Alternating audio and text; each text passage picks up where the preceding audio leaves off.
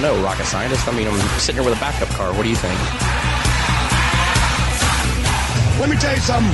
When that thing's out there sideways, you better have some muscle, you better have some brawn, because she's an animal. Gentlemen, start your engine!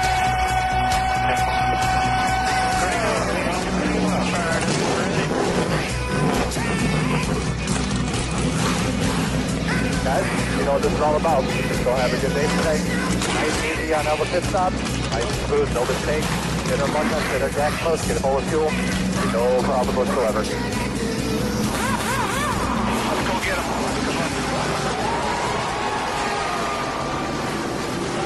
Tighten your belts up. Ready? All right, man, here we go. Tighten the cars off. 2, 1, green flag.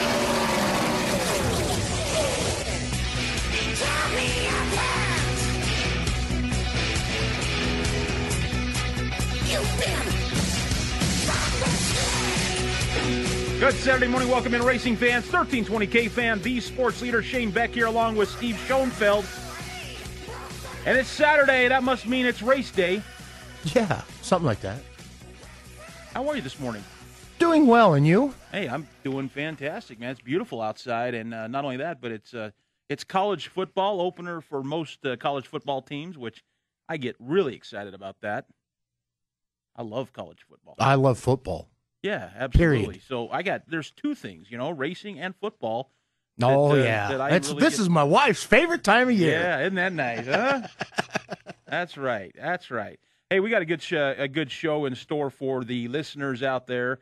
Today, NHRA Drag Racing, we're expecting a phone call. Yes, we are. From any second. Antron Brown, Matco Tools dragster, top fuel driver Antron Brown should be joining us here momentarily. Also, we're going to talk Rocky Mountain Raceway. They have a big weekend in store for you fans that are going to make your way out there. The ASA Weekly Racing Series will kick it all off tonight at 6 p.m. with USAC Sprint Car Series, Ford Focus Midgets, and Super Stocks and all their trains, everything they've got running tonight. And then, of course, on Monday, which is their big night, Doomsday Trader Races. And it doesn't get any more hillbilly than that.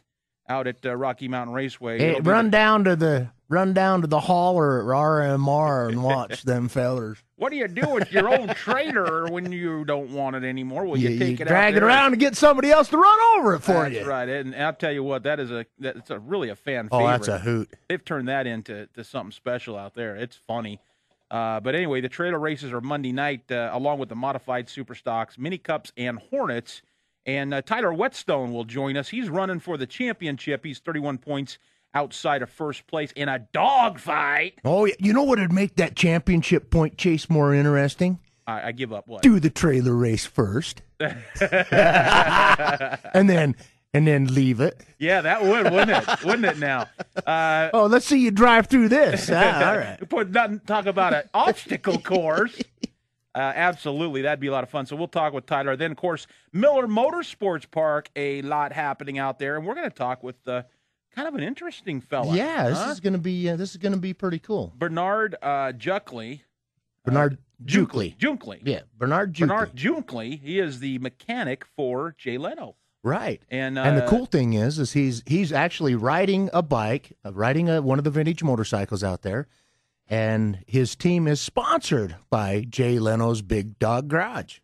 How cool is that? That is way cool. And, you see a lot of Jay Leno's exotic vehicles and that. Well, this guy is the one that does all the mechanicking and work on them, I guess. And so we'll talk with him coming up here at about 9:45. And then, of course, at 10 o'clock, we're going to talk with we're not going to talk with anybody. We're going to talk amongst ourselves about NASCAR.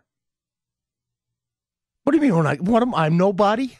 Well, you did say talk amongst ourselves. Yes. Okay. NASCAR. Hey, by the way, thanks for letting everybody know what my pick was last week. That was fantastic. How was that? Andy Lally, how'd he do? He did 26th. Better than we thought. Well, better than who I did pick. So. Hey, come on. Order Friends 4, right? Well, that's right. You're taking care of me. Bristol Motor Speedway happened last week. They got it in with all the hurricane stuff going on. Brad Keselowski gets another win this season. We'll talk about that, as well as the guys head to the fastest track on the circuit, Atlanta Motor Speedway, and we'll preview that. So lots to talk about there in the second hour. NHRA drag racing, the U.S. Nationals at Indianapolis, not on Sunday, on Monday this week. Guys have a little extra time on their hands. Yes, they do. First round of qualifying last night. They get 2 qualifying hits today, 2 qualifying hits tomorrow, and then they race on Monday on Labor Day. And I'll tell you, this is, a lot of the guys will tell you that winning a championship without having a Indy win, U.S. Nationals win under your belt, it's kind of like, kissing your sister. It's one of those deals where winning Indy is dang near as big as winning the championship. Well, and that's true. And one of the guys that is on fire right now, Antron Brown, coming off a win here a couple weeks ago. Wins in the last few races. He's on it. Absolutely. I want to know what his speed secret is. Antron Brown joins us. Hey, Antron, how you doing? I'm doing great. How about yourself? Guys? Hey, we're doing fantastic. Thanks for coming on the show, we really appreciate it here this morning. Not a problem. This is what it's all about.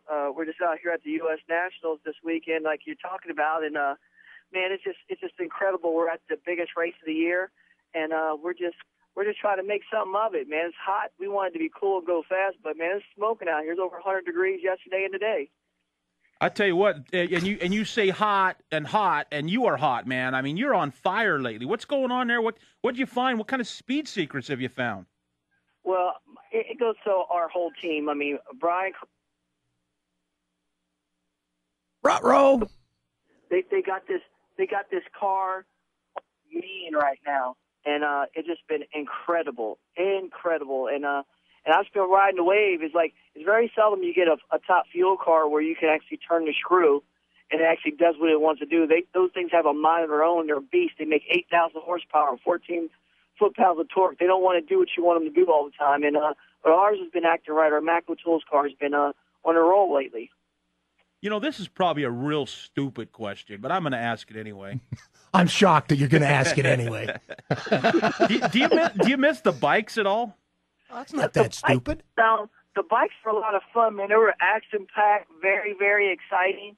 And I grew up around motorcycles, and that's what I always loved to do. But when you always come to the sport of drag racing, you see the top fuel car or funny car, they are the classes you want to be in. They're our elite classes of our sport. That's what everybody comes to see. It's a spectacle. Go over 300 miles an hour.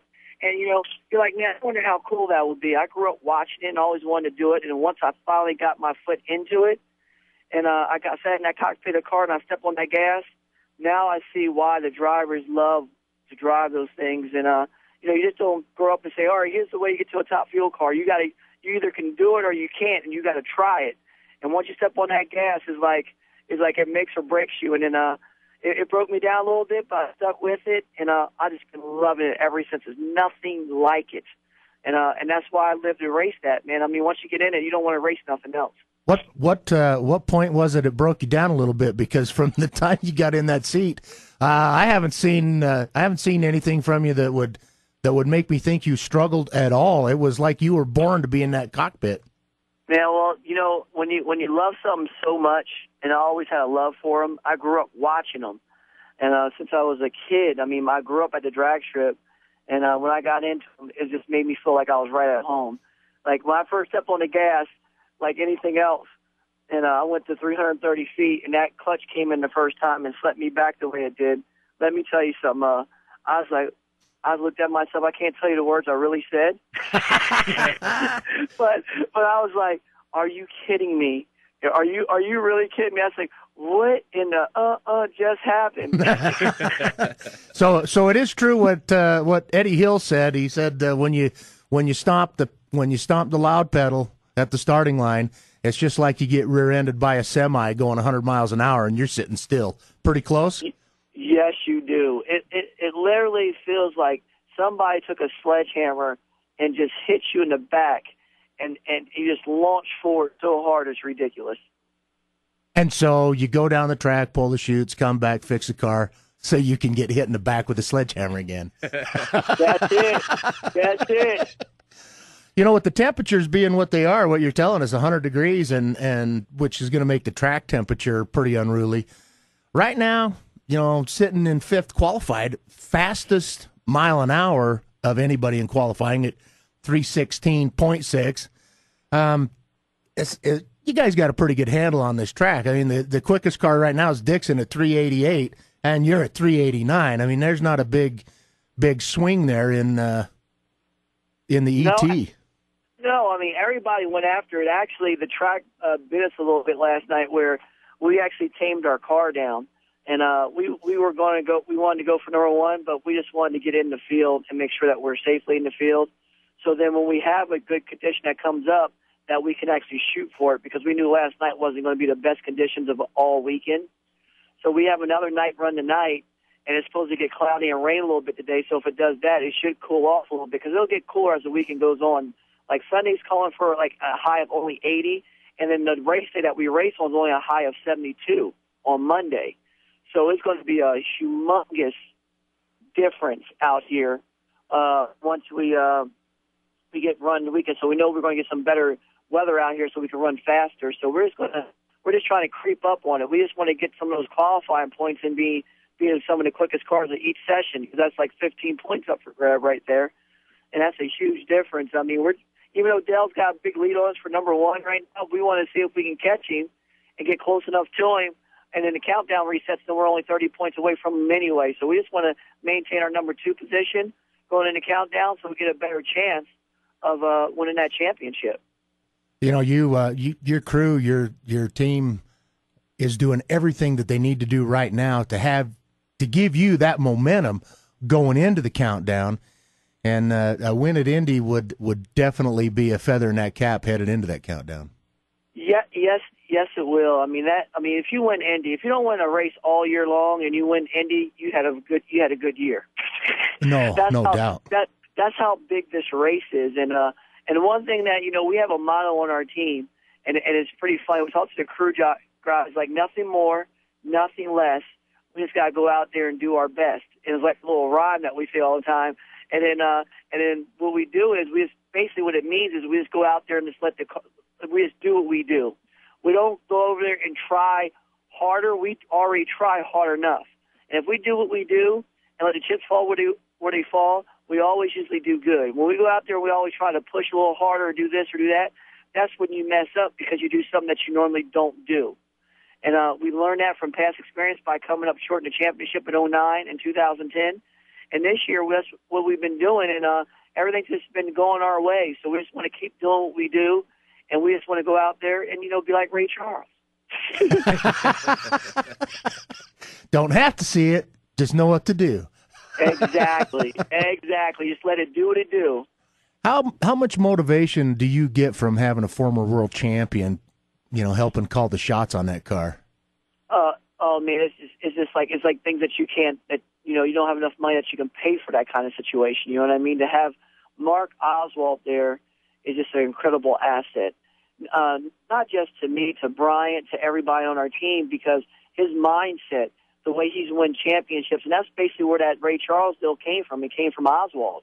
That's what he said. He goes, that's when you're in that zone. And Brian, me and Brian are kind of like the same personality. You know what I mean? Like, he hates to lose, I hate to lose. And like, you know, we're competitors. We want to go out there, we want to win. You know what I mean? And Mark, on the other hand, he wants to win, but the difference of it is his mindset. He puts you in that zone. Me and Brian will go out there. Brian's done set world records, and won all kind of races, and won the Western Swing, won all these different accolades, but won a championship yet. And I'm in the same boat. Mark has done all the same stuff that we did, but except for he's won championships. So he's like, you know what? He said, you guys is going to come. Just relax. And you know what? You put too much pressure on yourselves. He said, you just got to go up there and let it do what it do. And that's what he says all the time. He said, you won all these races by doing that. Then when you get to the countdown, the championship round, you want to change it. You want to try this and do this and work hard to do this. He said, you're already good enough. You can't make yourself better. Just do what it does, and then wait till you see what happens at the end. And that's what we've been doing this year, and it's been falling right that way. So we're just going to keep on doing that. Folks, we're talking with Antron Brown. He is the driver of the Matco Tools Top Fuel Dragster. Antron, in the pecking order, and I often hear this with multiple car teams that, so-and-so has better equipment than so-and-so. Is there any truth to that at all? Is there a pecking order within your operation? Or are you guys pretty equal across the board? No, we all have the same exact stuff. That's why our cars run the way they do. We don't go in there. We don't play those types of ruly games and different stuff like that where people go, okay, well, you got this, or you get this, or you get that. We go out there and we just go out there and have fun, and we actually, that's the only way to race because we share information off each other. Like if the Army teams need something new, they get it. If we need something, we get it. At DSR, we have no boundaries. Like we have the best of the best.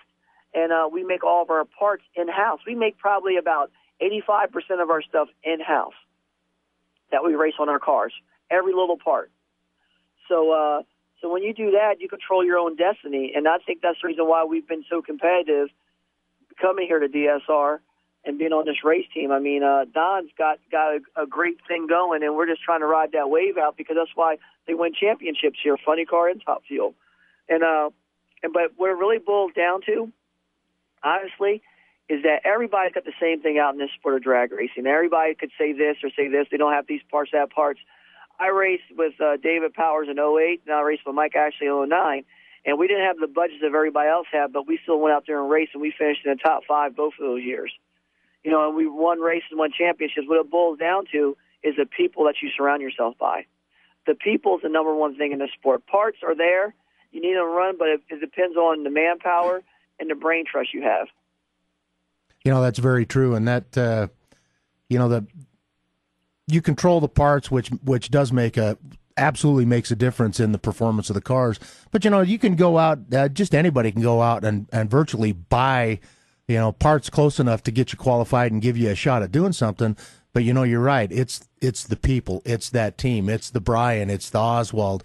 It's the rest of the guy. It's the guy that does the clutch. It's the guy that is servicing the bottom end of the engine. It's all those guys coming together and working together that makes it work for you.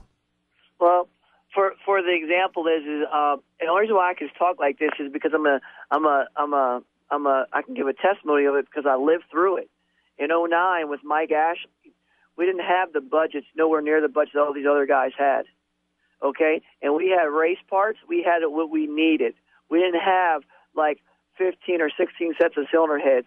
We literally had 8 sets of cylinder heads, 8 left of it. But if you get a good engine combination where you don't tear up stuff, the parts will last.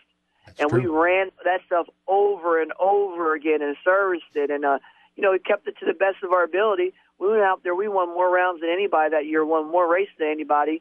If we were in the old point system, we would have won the championship. But we lost the championship by 22 points by the new way because they reset them. We had like a 250 points lead before they reset the points.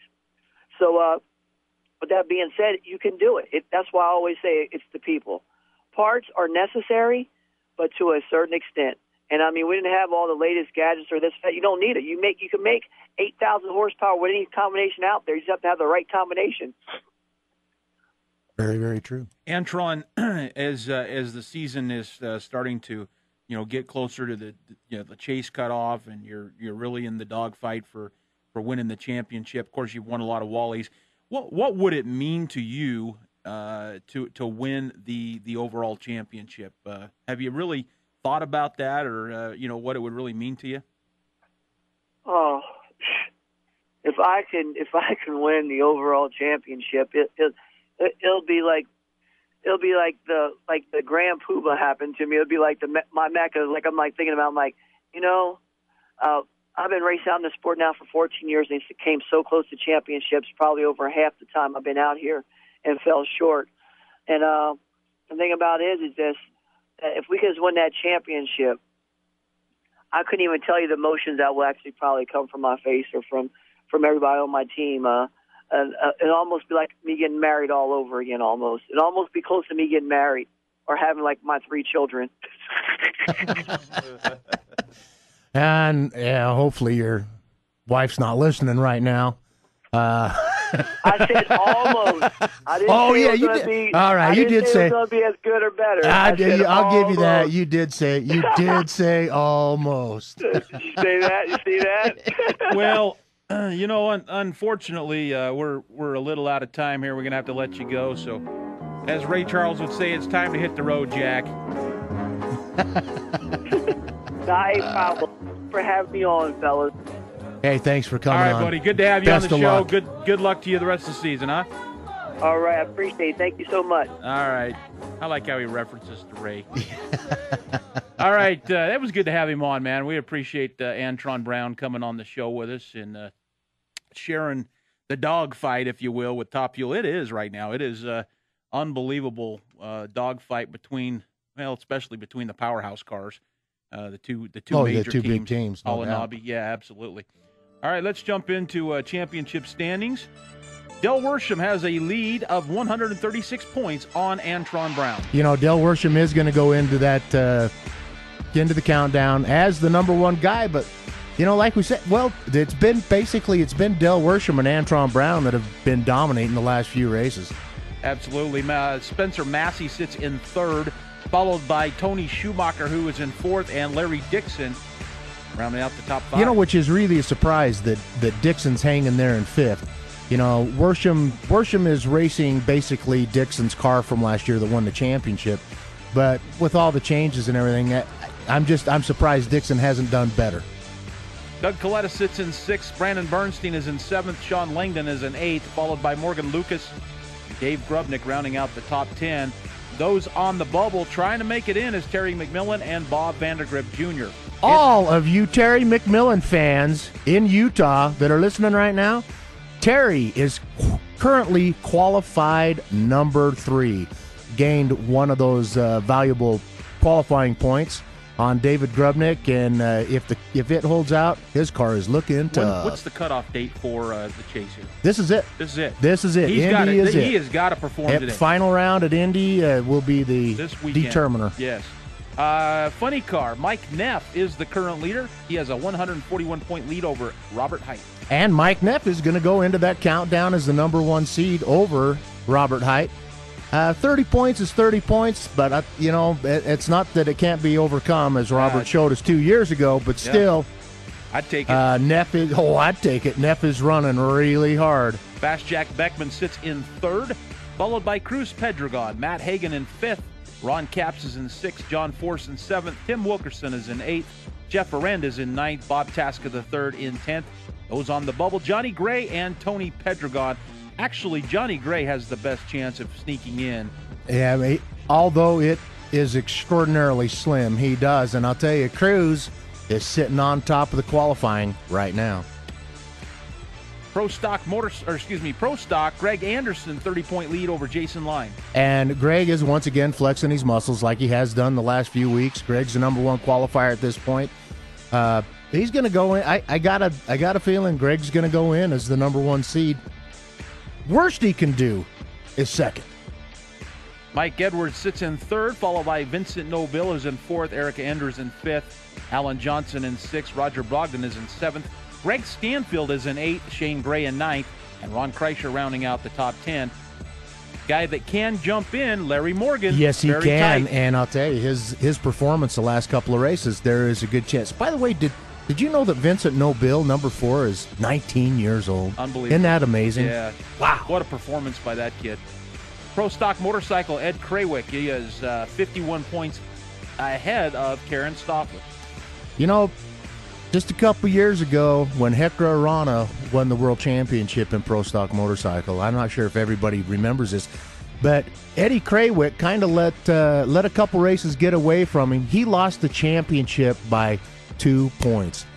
If he would have been 1 seed better going into the countdown, Eddie Krawick would have doubled up on the World Championship. So that tells you how tight and how important this is to be that number 1 seed going in. Luis Tonglet sits in third. Andrew Hines is in fourth, followed by Matt Smith in fifth. Hector Arana in sixth. Michael Phillips in seventh. Hector Arana Jr. in eighth. Gerald Stovey in ninth. And James Underdahl rounding out the top 10. Chip Ellis on the bubble. He can make it in. You don't Nope. think he'll do it, huh? It's done. It's done? It's set. That is your field for a pro stock motorcycle. There can be some shifting around in there, but pretty much that's where we're going to be. Very nice. When we come back, we'll talk Rocky Mountain Raceway. One of the hottest shoes out at Rocky Mountain Raceway will join us. Tyler Whetstone next. The Racing Fan, 1320K Fan, the sports leader.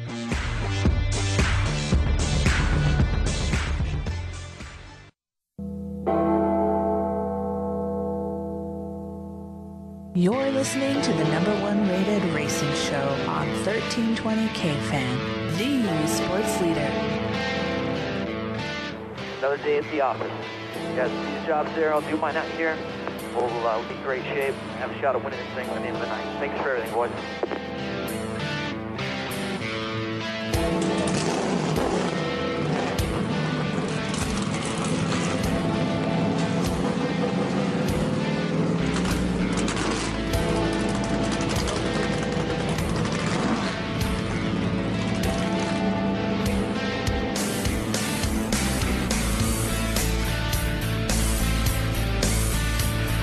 All right, welcome back, 1320K Fan, the sports leader. Time to talk Rocky Mountain Raceway. Big weekend out there at Rocky Mountain Raceway this weekend. Saturday night under the lights. That's tonight, 6 p.m. It'll be the USAC Sprint Cars, followed by the Ford Focus Midgets, as well as the Super Stocks, the Figure Eights, and the Figure Eight Trains.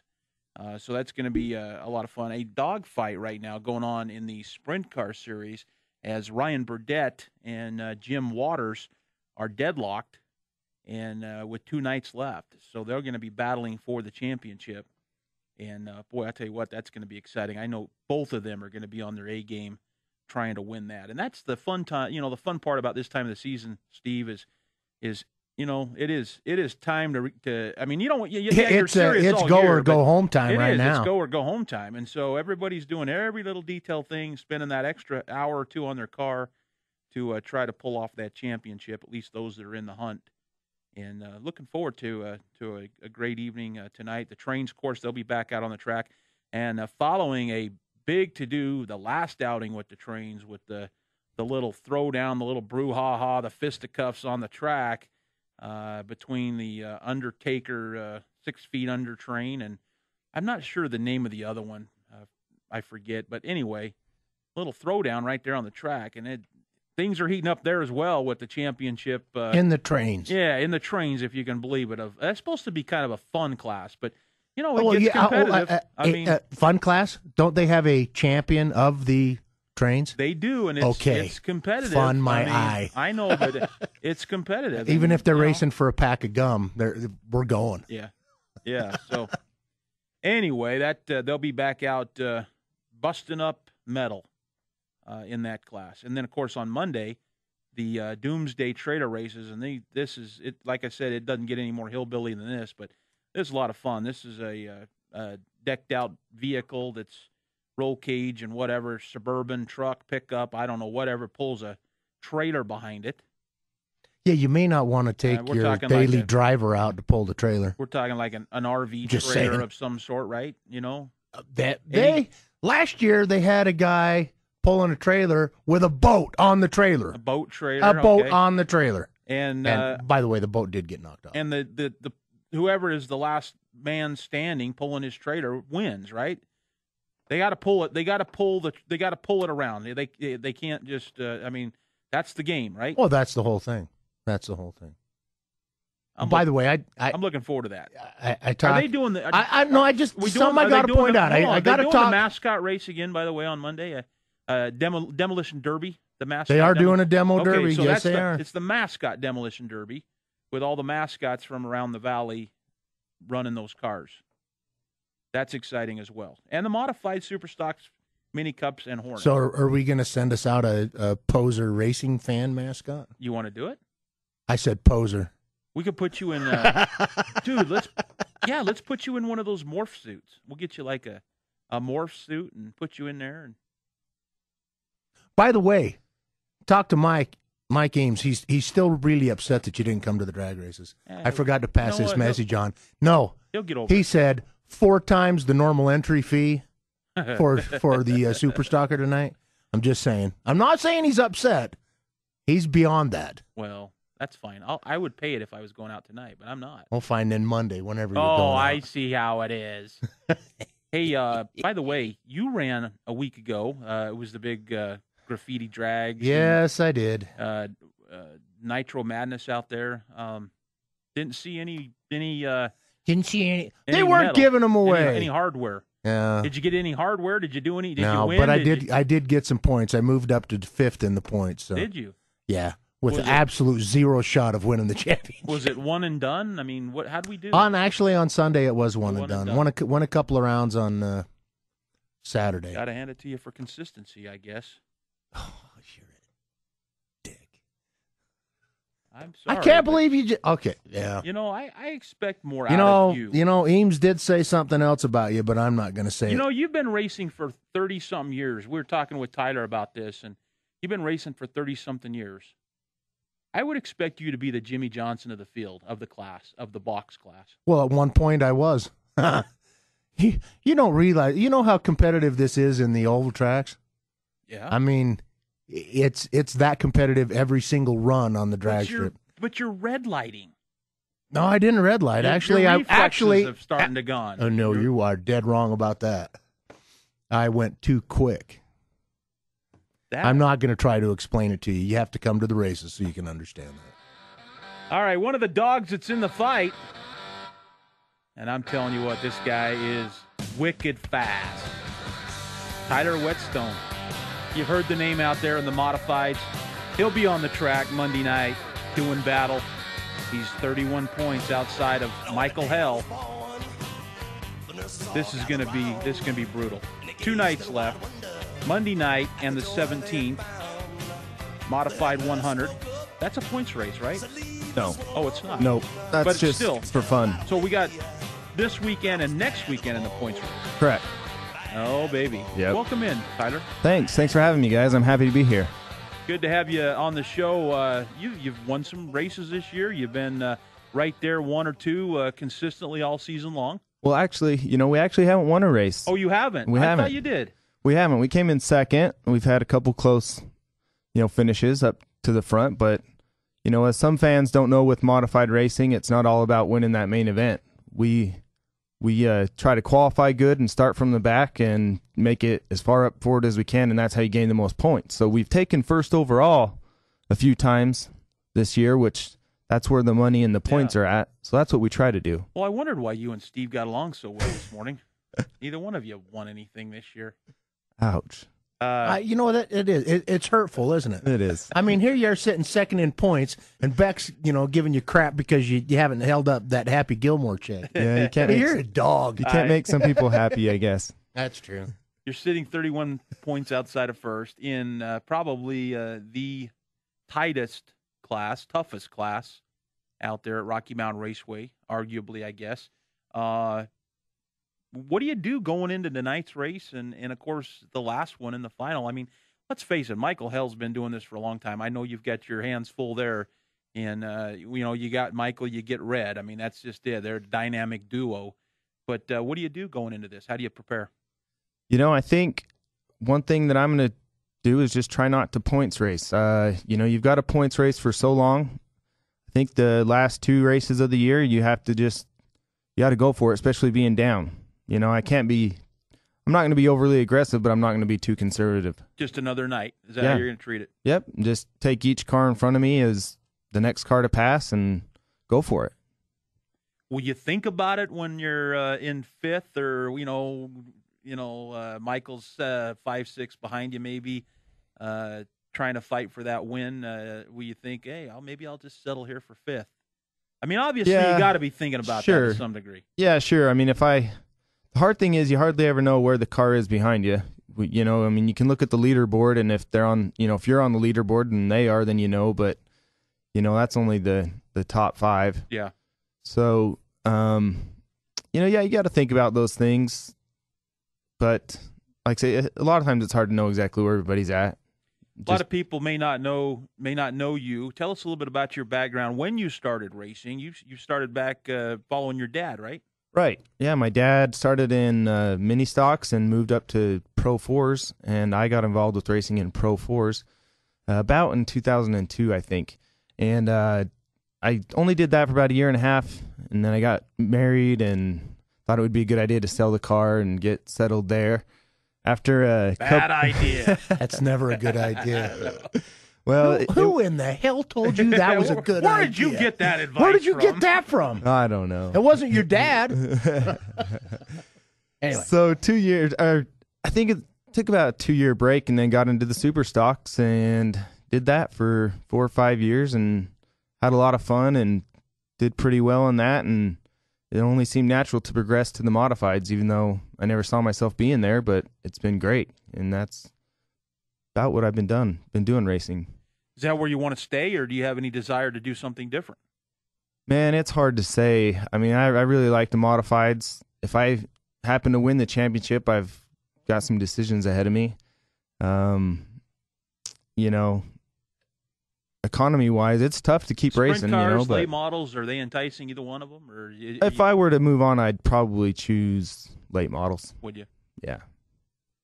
Very interesting. But each year seems to bring, you have to make new decisions, you know, based on sponsors and how things like that are looking.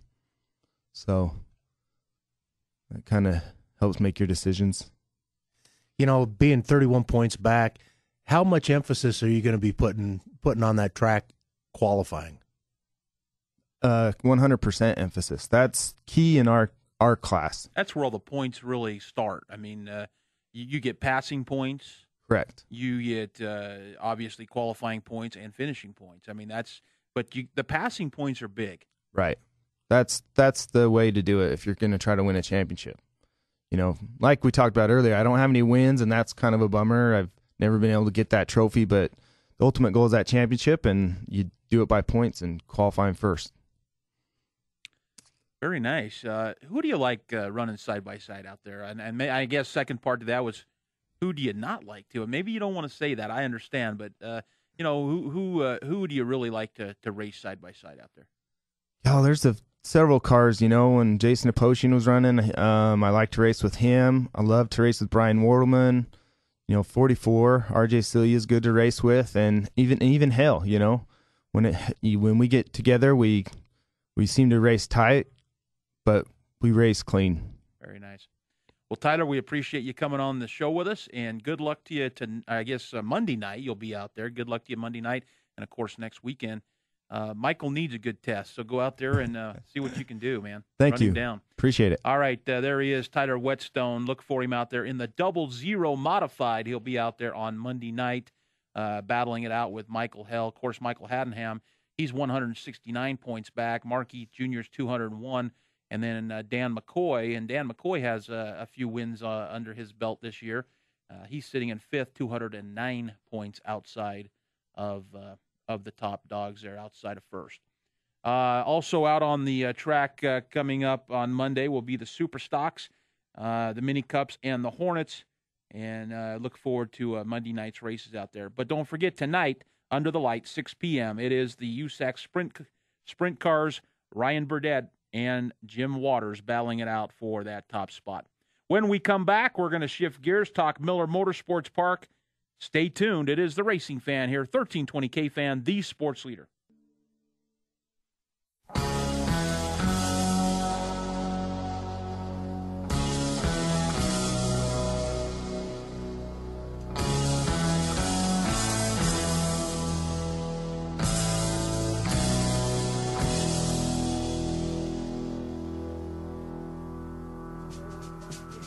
Hey, this is Kurt Busch, driver of the number 22 Shell Pennzoil Dodge. And when I'm in the Salt Lake area, I listen to the Racing Fan.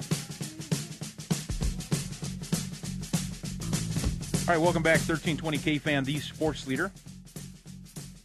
Time to turn our attention out to Miller Motorsports Park. Head to the road course.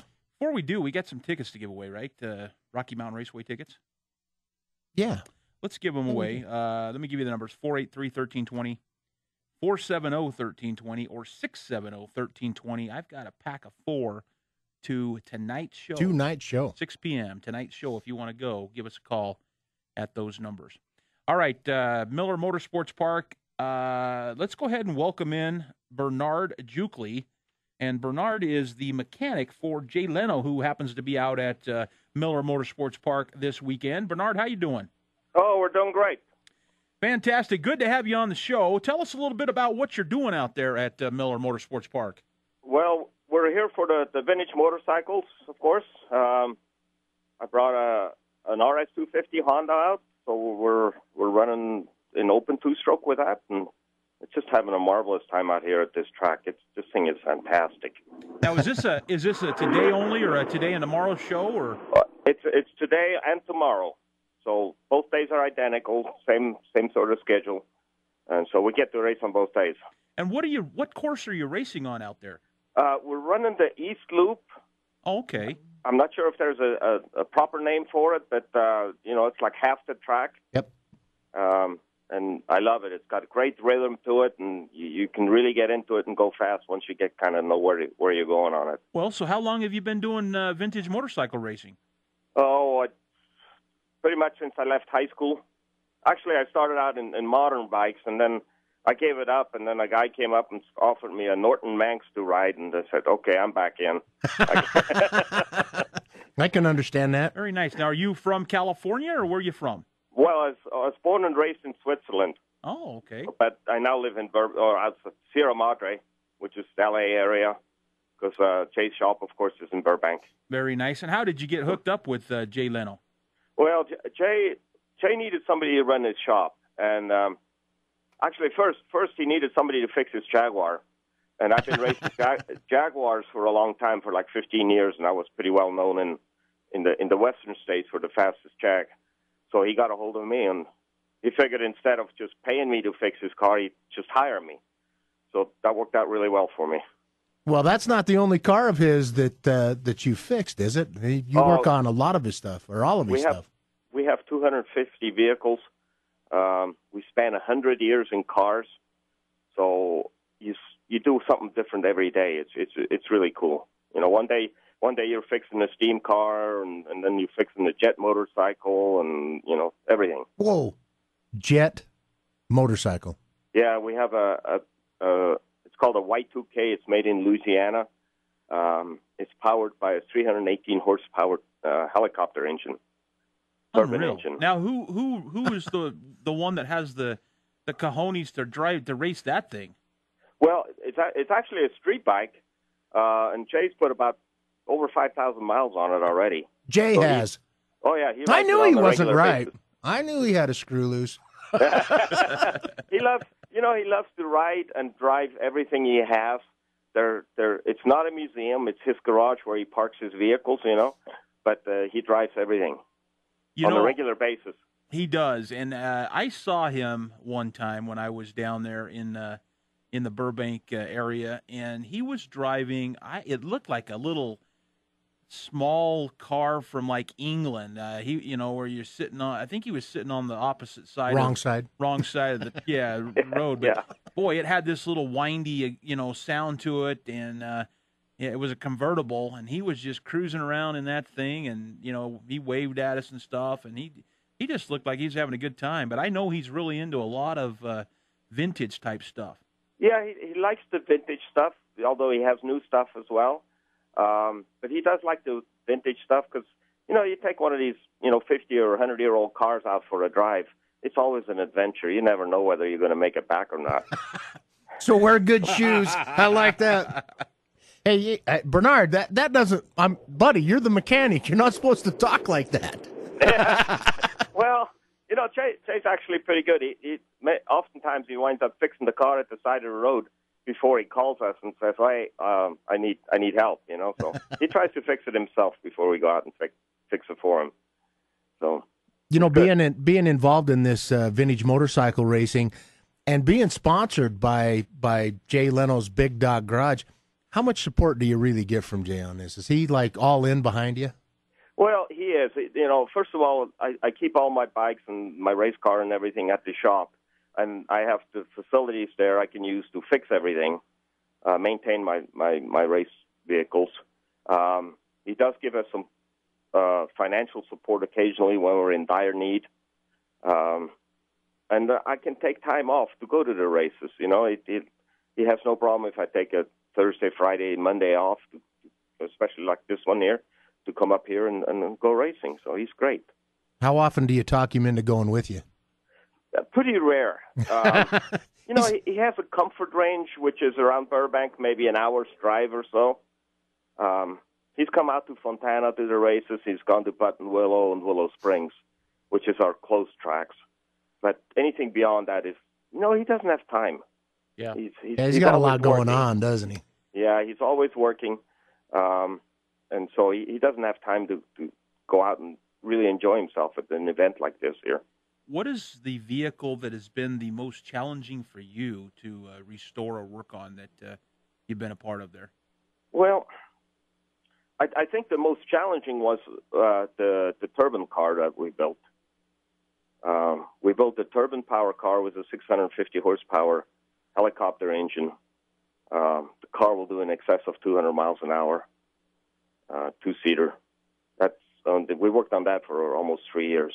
What's with you guys in these helicopter engines? They're great. They're fun, Quite a challenge to make that work, though. It is. And, if you're not driving, you can always use it to roast marshmallows on the exhaust. So. The weenie roaster. Yeah, exactly. Very cool. Yeah. Well, it's good to have you come on the show with us here and, and have a lot of fun out there at Miller. Maybe we'll get out there to take a peek at what you're doing. Well, I'd like to urge everybody to come out and see these bikes because there's some really cool bikes out in the paddock as well as on the track.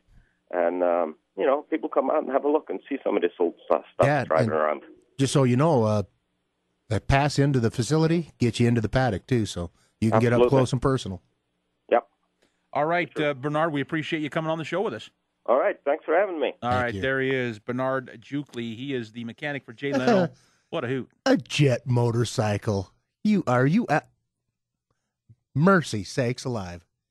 We need to have Jay come here. Yeah. And do a little comedy piece at Miller and do some racing out there. Now you're talking. Yeah. That'd be a lot of fun. All right, fantastic. When we come back, we'll talk NASCAR. A lot to talk about there. Bristol will recap that for you. Brad Keselowski gets another win this season. We'll talk about Earnhardt Jr. ink on a 5-year extension with Hendrick Motorsports, and we'll preview the Atlanta Motor Speedway. The race is happening there tomorrow. Stay tuned. All that next here on the Racing Fan, 1320 K-Fan, the sports leader.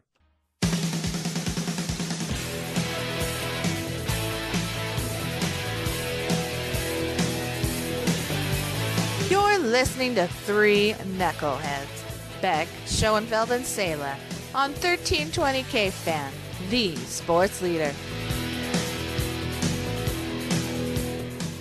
All right, welcome back to the Racing Fan here. It is hour number 2, time for NASCAR. But before we get to it, I want to bring on a good friend of the show, a new sponsor of the show, 801 Racing, and John Hill. John, good morning. How you doing? Doing good. How are you guys doing? Hey, fantastic. Good to have you on board with us here on the Racing Fan. And you've got some really awesome stuff here for our listeners. We love to give stuff away here on the Racing Fan, and you've really stepped up, and we're going to be doing weekly giveaways on the Racing Fan, not just little something to eat or a hat or a shirt or whatever. We're going to be giving away trips. Yep, that's right. All right, let's tell the listeners how we're going to do this so that folks can go and sign up, and let's tell them what we're giving away this week. Okay. So first of all, let me say what we're giving away. This is for the NHRA Nationals Full Throttle Drag Racing Series. And the national event in Las Vegas, which is coming up, it will be October 27th through the 30th. Each week for the month of September, we're going to give away weekend passes. So that's tickets for 4 days. And we're going to do pairs. So every week we're going to give away a pair of tickets for 4 days to the Las Vegas Nationals. That's huge. Right on. That's going to be a lot of fun. And, of course, as you mentioned, that's coming up. It is the NHRA Nevada Nationals coming up at the Strip on October 27th through the 30th, which will be a fantastic weekend. And that's tickets for all 3 days, right? That's correct. Yeah, 4 days. It's 27th through the 30th, so it's actually 4 days. 4 days, okay. That's right. And we're giving away some tickets this week, and here's what they need to do. Tell us what they need to do to win these tickets. It costs you nothing. That's the best part. Yeah. So what we need you to do is you have to go to the 801 Racing Facebook page. And there's two ways you can get there. You can type in www.facebook.com/801racing, or you can just go to the 801 Racing website. That's 801racing.com, and click on the Facebook tab. Once you're on our Facebook page, you'll see on the left-hand side there's a Giveaways tab. You click on that Giveaways tab, and you simply follow the instructions. It's 3 simple steps, and then you're entered into a drawing to win the tickets. It's that simple. Fantastic. Cool. And then, of course, we're going to be giving away a big granddaddy trip here in a few weeks, which will include airfare, hotels, and everything. So you'll want to stay tuned for that as well. Yeah, go and go to 801racing.com, click on the link, and it'll get you right there. Or you can even do a search, 801 Racing, on Facebook, and it'll take you to their page. And sign up, folks. I mean, it doesn't get any simpler than that. If you're a drag racing fan or if you've always wanted to go to a national event, now is your opportunity to do so. Yeah, it's simple. Anyone 18 or older is eligible, and it's going to be a good time. And it's every week for the month of September. And then, like you said, towards the end of the month, we're going to give away the full package, the hotel, airfare, everything. All right, and we will announce the winner next week for this week's contest, right? That's right, and it begins on Monday. Okay, fantastic. All right, sounds good. John, we will promote that the rest of the show. Thanks for coming on. Happy to have you on board here. Hey, appreciate it, guys. Nice talking with you. All right, there he was, John with 801 Racing, 801racing.com. Did you go on there, Russ, and like it? Get on there, sign up? I will. Yeah, I mean, why not? You've always wanted to go to a national event. Mm-hmm. You know, get some free tickets. All right, let's jump into NASCAR and talk about last week's race at Bristol. They did get it in, which was good to see. Bristol, the Irwindale's Irwin Tools night race at Bristol Motor Speedway. Brad Keselowski, how about this kid getting another win this season? And has he not been on fire or what? Oh, there's nobody in this sport right now more hotter than Brad Keselowski. Second win since he broke his ankle in a testing crash back on August 3rd at Road Atlanta. His third overall win of this 2011 season. I mean, it's almost as if this team just suddenly figured it out. There's been nobody, like I said, the last 5 or 6 weeks more on fire than Brad Keselowski and this Miller Lite Penske Racing team, even more so than Carl Edwards. I mean, Carl Edwards was leading the points for a good majority of the season. That 99 bunch has certainly had their fair share of problems, while the two of Brad Keselowski, they've actually upped the ante, and they still have an opportunity of making this chase. I mean, I don't know, a month and a half ago, we weren't even talking about Brad Keselowski, and now he's all over the headlines. And when you talk about a tough kid, I mean, you think about what he went through there, breaking his ankle and climbing in the car and racing. You don't get any tougher than that. No. There's no. That's not an easy feat. I mean, for him to climb in that race car, literally days after he broke his ankle in that testing crash at Road Atlanta, and to come back and do what he did. I mean, that's just. What can you say about him? I mean, he's certainly has established himself as somebody who belongs at that level. Here's Brad Keselowski talking about winning his third race of the season. Strong, man. That first run, I knew we had something for him, and it kind of fell off a little bit after that first restart when Matt and I kind of got together, and I was really concerned from then on. I thought I'd done some damage to my car and hurt it, but we did some more adjustments on it and got it back right. And by the end of the race, we got up to the lead, and the sky was the limit. So proud of the effort. Everybody just kept digging all day long. Last pit stop was good. The adjustments were good. I was driving my butt off, and next thing you know, we find ourselves in victory lane at Bristol. Just amazing. You know, people can say what they want to. I mean, we talk about Daytona, we talk about Talladega, Darlington, Indianapolis. Drivers want to win at Bristol. That track has so much prestige. And for him to go out there and to pick up this victory in front of a capacity crowd last Saturday night at Bristol Motor Speed, there's really no such thing as an easy race. There's no such thing as an easy racetrack. But Bristol's just different. You just want to win there. There's so much history at this racetrack. It's been reconfigured. It was once an asphalt track. Now it's a concrete racetrack. That happened back in the mid-1990s. I still remember whenever they did that. And, it's huge to win there. Brad Keselowski beat out Martin Truex Jr. for the win. Jeff Gordon was finished in third. Jimmy Johnson was fourth. Jamie McMurray finished in fifth. And then there were some other great runs in the top 10. Matt Kenseth, Denny Hamlin, Ryan Newman had a good night. Carl Edwards, he finished ninth. And then Marcus Ambrose rounded out the top 10. Well, let's not overlook Jeff Gordon for a second. I know he finished third, and that certainly is a great finish. But that 24 car, in my opinion, early on in this race, he was the car to beat. And Jeff Gordon and that 24 bunch has really struggled at this racetrack since they reconfigured it, including with the current car that they're running. And, he looked like he had a legitimate shot throughout the entire 500-lap race to possibly win this. He finished in third. I mean, it's still a great finish, no doubt. I mean, hey, you walk away with a smile on your face. But also, if you're Jeff Gordon, this is an opportunity to finally win at Bristol. It's been a while. The Busch brothers finishing 14th and 17th. They've been high in the points. They didn't have extremely good nights or a good night at Bristol.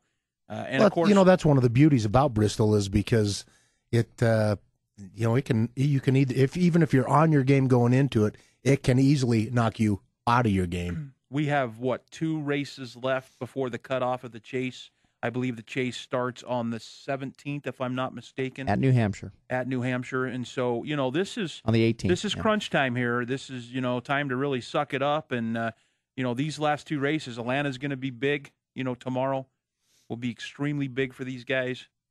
We'll see. And then see Richmond. who gets in. Yeah, and Richmond. Yeah. I thought Bristol was a great race. I mean, obviously it's a little different with the double wide, racing versus before when it was a single wide and people were bumping each other out of the way. I like it better this way, I thought it was a great race. I thought it was very entertaining. And, we didn't see any pushing or shoving matches following that 500-lap race. But, I love Bristol. Even on the worst days, Bristol is still better than most tracks on this schedule. I mean, even with the economy the way it is, fans still go to Bristol because they know how great of a race it is. I mean, it's short track racing, 36 degrees of banking on a half-mile racetrack. I mean, these are the type of racetracks that these guys were raised on. Maybe not the 36 degrees of banking, but nonetheless, short track racing is always exciting. Looking at Brad Keselowski, where did you have him? If I was to say a scale of 1 to 10, where would you have put him last year on that scale versus this year on that scale? 8. Last year? Really? Yeah. You had him that high last year? No. 10 being the best? Oh, yeah. Oh, I see. In my mind, number 1 is the best. Well, I understand. No. Then conversely, I would put him at like number 3, 2 or 3. Last year, really? Yeah, okay. I was thinking 4. He was okay. Yeah, he was okay. Yeah, he was a 4 or 5 for me. He was a middle of the road guy. He had, but something Russ hit on, and that is, I think the rest of the team has come around because Keselowski's been a tough race car driver. I mean, granted, let's look at what he did at the Nationwide last year, and maybe that gobbled up his focus in the Sprint Cup, but he didn't have that great of a year in Cup compared to what he did in the Nationwide car. Yeah. And like I said, I mean, it was just all. It's like just all like of a sudden, boom! Yep. It just happened one day, and ever since then, this team has been unstoppable. Well, let me ask you: if you were, who do you see as the most threatened by Keselowski? The most? Yes, right now. Oh, I mean, he's sitting in 11th. We're coming into the chase. Who do you think is most threatened by Keselowski? 2 races left. Atlanta and Richmond. And you're referring to... I'm referring to being in the chase. Right. I think that Denny Hamlin has got to be the... I mean, right now... Well, Denny would absolutely be my favorite for Richmond. He owns the place. I mean, he does very well there. But, coming into the chase, if I was Junior and I was Tony Stewart... I'd be really nervous. Yeah, I was actually thinking Stewart. Really nervous. I was thinking Stewart. if Keselowski, if Stewart has a crap finish and Keselowski wins one of these next two races, Stewart's on the outside looking in. And that's the thing. Stewart has yet to win this season. Exactly. And he's got 2 more chances to do it at Atlanta You're and, right. of course, What Richmond. makes this interesting, though, and Junior's still really vulnerable, too. if Keselowski gets in the chase, he's in. being by points. I know he's in. If he gets in by points. That bumps Tony Stewart or Dale Earnhardt outside, which wins come into play. That means Paul Menard now is looking like he exactly. could be. And, the other part of that, too, is Clint Boyer has 0 wins. Okay? Clint Boyer is only 23 points out. He's 22 points behind Stewart. He picks up 23 points more than Stewart in these next 2 races. And, that's for Tony to have that poor of a finish. He's going to have to get crashed out early. Right. But just the same. Okay, so it's got to be pretty nervy right now. Let me tell you where it's at. If Brad Keselowski gets in and Hamlin gets in on points, granted they have the most wins. That means Earnhardt and Stewart are outside of the chase, trying to get in on wins, which they don't. Either one of them have a win this year, and that would mean that there would be Casey Kane. Let me make sure I'm right on this. Oh, that's okay. Wins, okay, that would mean that there would be David Reagan, Marcus Ambrose, Regan Smith, Paul Menard, and Paul Menard, who would all be fighting for that final final 2 spots. 2 spots on wins. On wins. And it would be the way Paul it is Menard right now. It would be Paul Menard and David Reagan. Imagine if there is no Tony Stewart or Dale Earnhardt Jr. in the chase this year. It could very well happen. There's a high probability of that happening. It would be big for Junior to be in the chase this year. Absolutely it would. It'd be big for Stewart, really, too. There's a lot of Stewart fans out there. To me, that's almost like the equivalent of the Yankees and Red Sox not making the playoffs. You just, I almost had to say, I hate to say you have to have these 2 in, but you really got to have. Happen. Stewart's missed the chase before. Stewart is not Junior, the Yankees or the Red Sox. He's bigger than that. Oh, he's not even. What do you mean? He's a 2-time champion. But as far as in today's world, I don't think he is considered. Well, at least he's bigger than the Yankees. I think your Stewart and Red Sox, if I was to pick 2 guys, would be Earnhardt Jr. and Jimmy Johnson. Okay. Don't you think? Say that again? So forget the fact that Stewart's won champion. You're doing it on popularity. Oh, come on, man. Tony Stewart's one of the most popular drivers out there. Tony Stewart wouldn't make a pimple on Junior's butt for popularity. No, I mean, nobody does. Nobody does. Jimmy Nobody Johnson does. On 5-time champion. Well, what I'm saying is, I mean, if you look at the current situation, Johnson is in. I mean, that's I mean, I'm not even talking about that. But you're talking about Tony Stewart. Of course, I'm gonna compare him with the Yankees and Red Sox. He's a 2-time champion, for crying out loud. What do you mean? Well, if you're gonna, Matt Kenseth is a champion. If you're gonna base it on that, I mean, I'm talking about what you're doing for me lately. That's Jimmy Johnson. Now we're back to Jimmy Johnson. Yeah, all I'm saying is, if you look at the current situation, okay, forget the Red Sox. I guess all right, that was a horrible analogy. Let's go. I guess you have a mediocre driver in Tony Stewart, who's not gonna, In today's world, Stewart would be like only a 2-time champion. And in today's world, Stewart would be like the Mariners, winless and outside looking in. As much as I love my Mariners, I would even, I can't believe I wouldn't you even said say that. I wouldn't even say that. I mean, the Mariners have a lot of issues. I mean, astonished. at least Stewart's still mathematically in the chase. Speaking of Dale Earnhardt Jr., he inks a 5-year extension with Hendrick Motorsports this week. Oh, I am shocked. Are you shocked? I am. I mean, did we not all see that coming? Oh, I'm really surprised that. Well, let me ask you this: I'm really surprised it was only 5 years. Was there ever a point, maybe even last year, where you thought maybe Absolutely they don't get a deal done? Not. There has never. Hendrick was groveling to keep Junior. Are you kidding me? I look at Junior and I see cash signs. I'm sure Hendrick. Well, does. of course. I mean, that's but see money walking down the road. But I mean, what I'm saying though too is Rick Hendrick is all about results. Yeah, he's got Jimmy Johnson. Yeah, never. Well, yeah, he's about results. He is, and let's face he's not it. clamoring to re-sign Mark Martin. I think Mark Martin's already made it known. I mean, how many times can you retire? I mean, Mark Martin has said he's going to hang it up for 4 years running now. Is that the latest now that Martin's announcing that he'll be retiring after this year? Not that I've heard. And the last I heard, when he said he was going to retire, and Hendrick says, "Are you crazy? You know, you drive as long you've got a car here as long as you want to drive here. So as long as you can wheel up to this car in your walker and get in the thing, he just might do that. He just might do that. And to the credit of Dale Earnhardt Jr., he still is in the top 10 right now. Oh, absolutely, yeah. So, you can't take it totally away from him. I think he's he's done a better job this year than he did last year. Without a doubt. And we saw that at Daytona back in February. The disappointment on his face of wrecking his car during practice and then during one of the Gatorade qualifying races, how disappointed he was. And I mean, to me, we're seeing in many ways the Dale Earnhardt Jr. of old. I'm talking 2000, 2001, 2002, 2003. I'm seeing more of a fire in him because I heard some people say, well, I don't think he cares anymore. Well, I think this year he proved he does still care. I think he's always cared. Oh, well, I do too.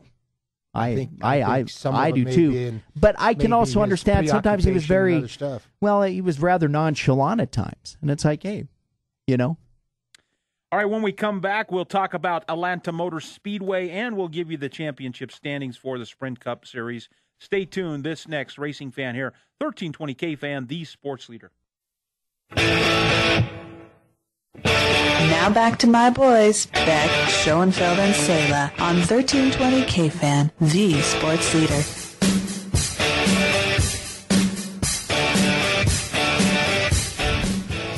All right, welcome back, 1320 K-Fan, the sports leader. It's a great day. It's game day in college football. You excited about that? There's some good games, man. The Dogs are going to play Eastern Washington today, so they should be able to kill them. Dogs! Whoa, whoa, That's right. So when are the puppies coming down to get their plow cleaned at Utah? They will be here October the 1st. I was just asking. Good. I think that's going to be a good game, actually. Man, I do. I think I don't know. Jake Locker's no longer there. Marion Foster's no longer there. So I don't know what kind of Husky team that. As long as the Huskies go home with their tail between their legs, it doesn't matter. Doesn't matter who's there. Nope. Send them dogs home. All right. How about Baylor and TCU last night? That was a phenomenal game. Wasn't that something? Oh, man. That was great. That was Baylor's for real. They looked good. They beat TCU. They look good. They really did. They got that quarterback looked pretty strong. All right, back to NASCAR. Some of the drivers were invited to the White House for next Wednesday at 4 p.m. Eastern Time. However, some of them are not going to go. Apparently, there's some scheduling conflicts. Those that were invited, Jimmy Johnson, Kevin Harvick, Tony Stewart, Greg Biffle, Carl Edwards, Clint Boyer, Jeff Burton, Kyle Busch, Jeff Gordon, Denny Hamlin, Matt Kenseth, and Kurt Busch were all invited. Isn't that the same day as the Republican debate? It certainly is. Those that are not attending are Kevin Harvick, Tony Stewart, Greg Biffle, Carl Edwards, and possibly Jimmy Johnson. Actually, I imagine Jimmy will be there. But the ones that are saying that will not be there for sure are Kevin Harvick, Tony Stewart, Greg Biffle, and Carl Edwards. I'm hearing Kurt Busch is going to be there, but I guess we'll find out. Some that are saying that this is nothing more than a political move. And then Tony Stewart made a statement saying, trust me, if I could be there, I would definitely be there. I've always viewed it as an honor to have an invitation to go to the White House. But there's other things that he's scheduled for that he needs to be at. By the way, Steve, your invitation got lost in the mail, I understand. So, I'm terribly upset. You've got it sounds like free food. So you've got to win something to be invited to the White House. Oh. I was listening on the way in, so I get what he's saying. Oh, and I'm sure you're the only one. Thank you. Appreciate that, Beck. Sorry about that, buddy. Hey, that's okay. I'm working on helping you. I'm motivating. You are correct, though, about Mike Eames and what he says about Shane not showing up. Oh, yeah. He also confided to me about some things about Shane. What did he say exactly? What did he say? Yeah. He said... nothing that can be aired. Yeah. Oh. That, you have to... when you go to the bathroom. Uh-huh. Hey, listen, I don't care what Mike Eames says about me. I love Mike Eames regardless. My heart is full of love for Mike Eames, regardless of what he says about me. We ought to give some more tickets away. Let's do it. Let's do it. Speaking of Mike Eames. Let's give a pack of 4 away for tonight. That'll work.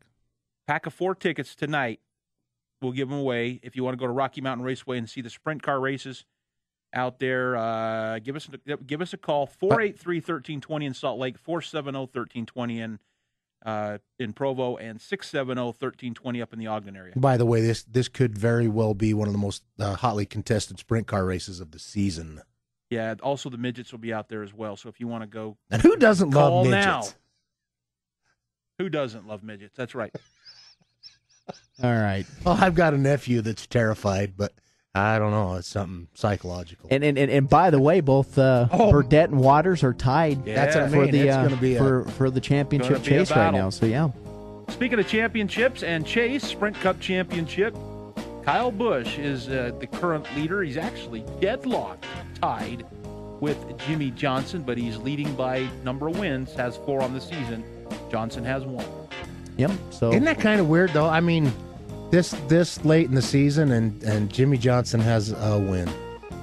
But he always seems to turn it up in the chase. Oh, yeah. I'm wondering if they've been trying anything, we're pretty well locked in. Yeah. Let's go ahead and... and they are. In fact, I think the top 4 positions, I believe, or top 6 are locked in. Matt Kenseth is on fire. He's up 2 spots sitting in 3rd, followed by his teammate, Carl Edwards. I'm sorry. When you said he's on fire, I went to Talladega Nights. I'm on fire.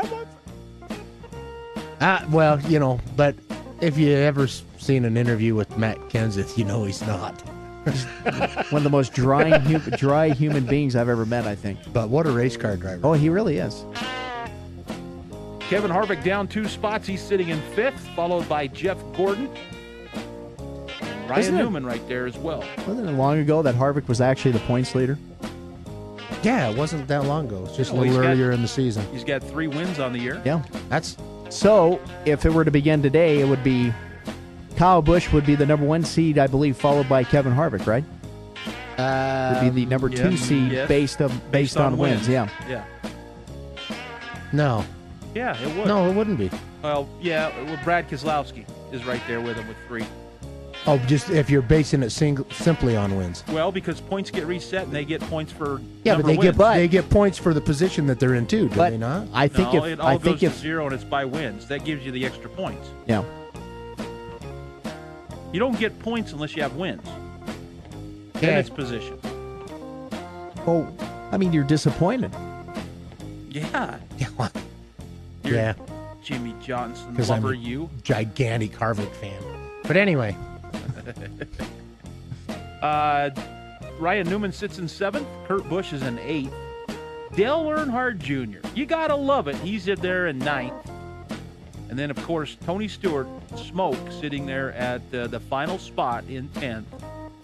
Coming down to 2 nights left, two events left, Atlanta and Richmond. I mean, it's like him and Ryan Newman swaps positions. I mean, Newman's been the lead driver this year, and Tony Stewart, a lot of times is, it's interesting when they go through during the race as they go through the running order. There's Newman running 4th, 5th, 6th, 7th. There's Stewart 17th, 18th. It's like, what's going on what this happened year? with that? Yeah. So, are you guys feeling the way that a lot of people out there feel? Anybody but Johnson? I'm not. Yeah, I'm not. No. See, I want him to win again. I think it's healthy to have somebody to chase. Would it be nice to see another guy there? Yeah, maybe. Yeah. For me historically, just because we've only had 2 drivers in the history win more than 6 championships, or 6 or more, and that was Richard Petty and Dale Earnhardt Sr. And they both went on to win 7. And I honestly, I know for the racing purists out there, they don't want to hear this, but I would like to see that. I would like to see him win 8 championships. In my lifetime, I want to see somebody eclipse that mark that was set by both Petty and Earnhardt. What is the record for consecutive? 5. It's Jimmy Johnson, yeah. So I mean, that's so he's basically going to be. He could add on to that record. Absolutely. Wouldn't that be something? I mean, to win like 7 Yeah, or 8 I don't think, even Steve Kinzer winning 20 championships, I don't think he ever won more than 4 in a row.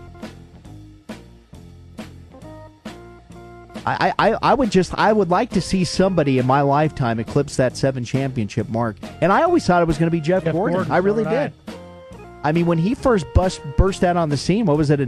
How many years did he have? 12, 13 wins and dominate the chase? And I know we're not under the old system, but imagine if we were. I don't know. I mean, I won't even go there because we're not under the old system. But, just for sake of conversation, it kind of makes you wonder, how would have Johnson had fared? But again, as Tony Stewart said, who cares? We're not under the old system. Very true. I would just, and so there's a big part of me that is kind of, wouldn't say cheer. I'm not cheering anybody on, but you would like to see Johnson win it again. I definitely would. I have nothing against him personally. I don't. Nor I. Or I really don't have anything against any of the guys. Yeah. All right, there are your championship Sprint Cup standings as they sit right now. Two events left, and then we get into the cutoff. Let's talk a little bit about before we go to break. Atlanta Motor Speedway, fastest track on the circuit, does favor a few drivers. Some drivers that run really strong there. Of course, Tony Stewart seems to always run strong at Atlanta. Kyle Busch seems to run strong. I mean, there's a Jeff few. Gordon. Jeff Gordon runs real strong. Kevin Harvick. Yes. Bobby Labonte. I mean, might as well throw his name in there. 1 race on the season at Atlanta. Used to be 2, now only 1. It'll be good to see a race there at Atlanta. What do you expect to see? At Atlanta. I mean, how critical are pit stops going to come into play? Because as I look at it now, and I'd like to go back and maybe research the numbers, but man, it seems like Earnhardt Jr. stops are extremely slow compared to a lot of them. And I'm not so certain if it's the actual stop. When you look on they have the cars on there and they're showing the times, as it is getting in and getting out of pit row. It seems to be that like Junior really struggles with that, and that costs him time. I mean, he has been for a long time. He's been struggling. Well, that's Junior struggles with that because the crew just hangs there on the wall and goes, "Oh, he made it." I'll be doggone. He did it. Looky there. He didn't drive past us. You remember a couple years ago, he started out the season. Boy, nobody had the worse luck on pit road than Dale Earnhardt Jr. did. And a lot of people say it's because he doesn't practice. I've heard a lot. And they say you can either win or lose a race on pit road, and Dale Earnhardt Jr. has lived up to that adage. Oh, more times than not. He had the car to beat at Vegas a couple years ago. Blew his pit stop. Daytona blew his pit stop. Atlanta blew his pit stop. What team is one of the top on pit road? Oh, Kyle Busch. Jimmy Johnson's team? Oh, yeah, Johnson's Gordon. Team. Yeah, no question. I mean, that explains why they're right there in the top 3, top 5. Yeah. Even Matt Kenseth's team. It's about, winning a championship, obviously, and as you guys know, it's about doing everything right, and pit stops are so crucial to that. Because you can have a great race car, but if you go out and if you have bad pit stops or if you overshoot your pits or whatever, and you find yourself losing 10, 15, if not more positions, depending on the racetrack, and you're having to battle your way back, you're not going to be a consistent finisher. You've got to do everything right. And I think when you talk about teams like Jimmy Johnson, that 48 team, every year they just seem to do everything right. Especially when we get into this point of the season. Oh. And the other side of that is if the crew's not doing everything right, Chad will help them realize how critical it is to do everything right at this point. Yeah, he may not go A.J. Foyt on him and start breaking laptop computers, but it's pretty close. It could happen. Yeah. It could easily happen. You remember that one year at Indy whenever Foyt took that brand new laptop computer and just started slamming it on their war wagon? Classic Foyt. Yeah, he was not happy that day. No, that was a bad day. 1.5 mile track, 24-degree banking in the corners. Looking forward to Atlanta. It's going to be awfully fast. It's going to be awfully fun. All right, when we come back, we'll talk more about Atlanta. We'll make our picks. Stay tuned. It's the Racing Fan, 1320 K-Fan, the sports leader.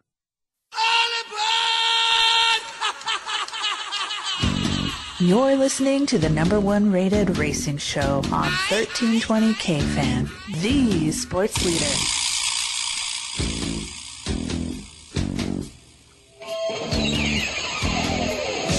Final segment of the Racing Fan. Don't forget to go to 801racing.com to sign up to win NHRA drag racing tickets for the Las Vegas race coming up here, October 27th.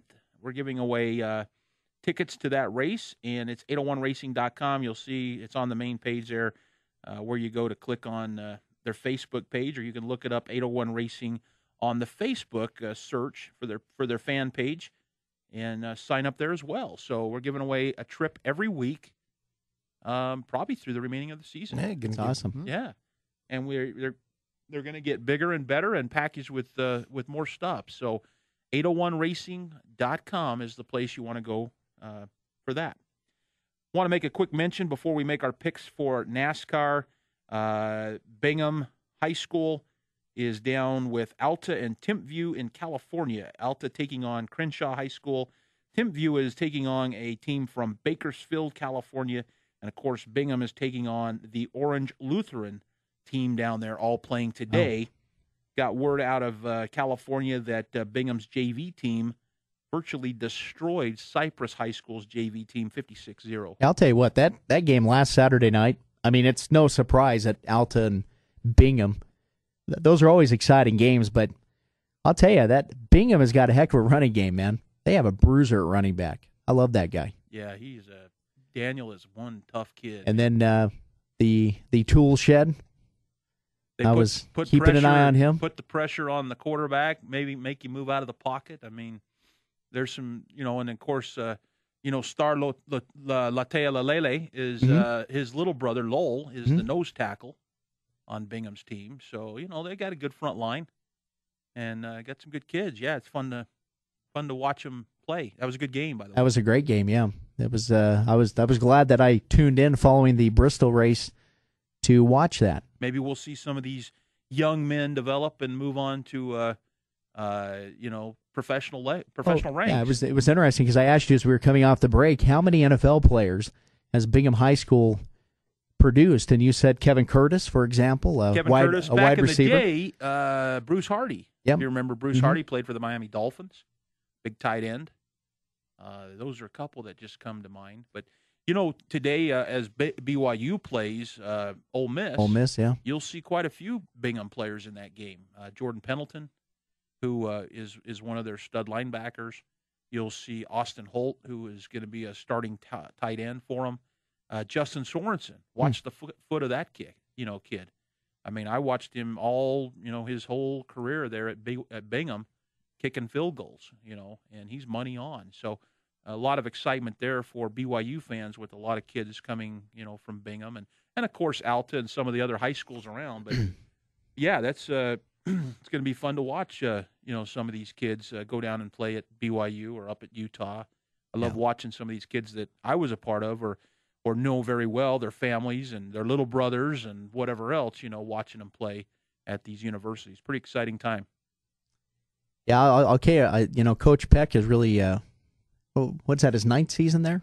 Or 12th? He started, I believe, in 2000, 2002, something like that. I'm not sure exactly the date. Listen, Coach Peck goes way back to when I was back at Bingham in 88. And Coach Peck coached the wide receivers at that time. Now, correct me if I'm wrong, but Bingham has not lost an in-state game since 2008, right? Or is it 07? The last, well, yeah, the only game they've lost technically in the last, what is it, 3 years? Mm-hmm. I got to go back 3 years, maybe 3. I think it's 3 years. Is Trinity. To Trinity. Yeah. Yeah. So they're 28-0 now. Wow. So I mean, I'd like to find out what the longest streak in the country is. That'd be amazing to find out Yeah. for high school. Yeah. Mm-hmm. I don't know. I have no idea. And I got to tell you, I'm going to do some homework tonight. Dave Peck I got a lot of respect for that man. He really has turned that program around. When I went to school there in the 80s, that wasn't a football school. And no disrespect to Sonny Sudbury. He's a great guy. But, Former coach. Things were different then, too. You didn't have the where you could pull from different high schools. You had to work with your boundaries. And, out in that area, it wasn't as populated as it is now, so you didn't have the kids to pull from and stuff like that. Same with Alta. Even though Alta was still pretty good, East Side was still pretty good. But you didn't have the the numbers, and that's what really makes them as good. That's what got them going. And then, of course, now they've built the reputation of a great school, great coaches. And so now other kids want to go there. Look at some of these out-of-state schools are playing Trinity, Crenshaw. These are good, really good, solid football programs. And the thing of it is Peck doesn't take on those schools just to go and play some. No, absolutely not. He picks some of the best in the state. Absolutely. I mean, he wants to play the best in the state, and I admire that in a coach. Now, who is Alta playing again? They're playing Crenshaw. And Alta's playing Crenshaw. Yeah, Bingham's playing Orange Lutheran. Okay. Yeah, and then, of course, you got Timview, who's down there as well. They're playing a team out of Bakersfield. And I don't have the name here, but they're playing a team out of Bakersfield. They all playing today. Timview's up first, I think, and then Alton, then Bingham. But yeah, we wish them all well. They're all playing at the same place, but they're all playing today. So, but yeah, it's pretty. It's pretty exciting to see. It's amazing to see what they've built out there. Yeah. It really is. I mean, one coach to be able to build what he's built out there. It looks like a little mini university with the Jumbotron and everything that was donated, and stuff. And it's pretty fun to go watch, really. So, come on out. What did you think of their passing game last week? It was Bingham's, good. Yeah. Brady did a good job. Brady Lell, quarterback, did a great job, I thought. Better than I thought. I mean, a couple deep balls, money on. It was good. Especially that last touchdown that sealed the deal for him. Yes. Absolutely. That was fantastic, to Cantwell. Yep. Got to see many Cantwells go through the program. There's a lot of Cantwells out there. That family is a good-sized family. Used to live right around the corner from me, and a bunch of good kids. So, yeah, it's fun to watch all those kids come through the ranks. And there's more of them. You're going to hear Longies, and you're going to hear some of these names that you've been hearing, because there's more of them to come. Little brothers and stuff like that that are coming up through the program. So it'll be a lot of fun. And I believe they did the haka before the game, right? They do the haka all the time. Do they? Yeah. Yeah, I want to see you do the haka, Steve. You should do it out there before you do your drag race. Get Mike Eames out there, too. You and Sonny and Mike and Tom Henry. I can see Sonny doing it. Yeah, I think you'd do a good job. All right, picks for tomorrow's race. Atlanta Motor Speedway. You going with Andy Lally again, Steve? You started. Yeah, that was that. I've got to give you credit last week, Steve, for going out on a limb and selecting Andy Lally. I did mention that I hate you guys, didn't I? I have. Have you heard me say that before, Travis? Yeah, I have. Okay, just checking. 3 or 4 times. Yeah. Do you know what's changed? Nothing. I hate you guys. Not a darn thing. Thanks for your input, Travis. Finally wakes up after all morning. Yeah, I give Travis Jimmy credit Johnson. I know he was here late. Jimmy last Johnson night, at Atlanta Motor Speedway. Oh yeah, yeah. You don't want to go out on a limb here now, do you? You don't want to make a hard pick. You know what? It'll make a hard pick. How much did I not pick No Hope Cope once already this year? That's right, you did. Okay, shut up. You make a hard pick just once. Oh, I always do. Tony Stewart. No, actually, I'm going to go with Denny Hamlin. Oh yeah, that's a rough pick, man. Oh hey, That's hanging it right out there, Russ. You bet. Woo! Shane? And? Man, I tell you. We already know where he's going. So guys- Jeff Gordon. So No, I'm not going to. Why would I do that? I don't know. Seriously. Hey, I'll tell you what. I'll let you guys know next week. Now, you pick Jimmy Johnson. You pick Denny Hamlin. Uh-huh.